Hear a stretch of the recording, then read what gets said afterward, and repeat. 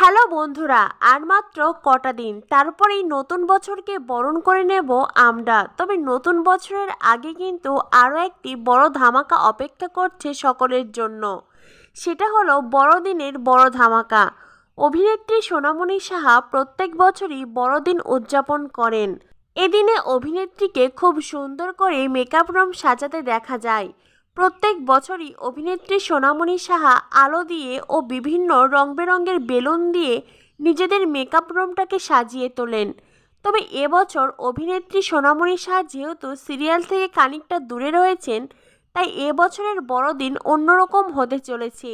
যদিও তার খানিকটা আভাস অভিনেত্রী সোনামণি সাহা দিয়েই দিলেন। বড়দিনের থিমে রয়েছে লাল, হলুদ, সবুজ রঙের পোশাক।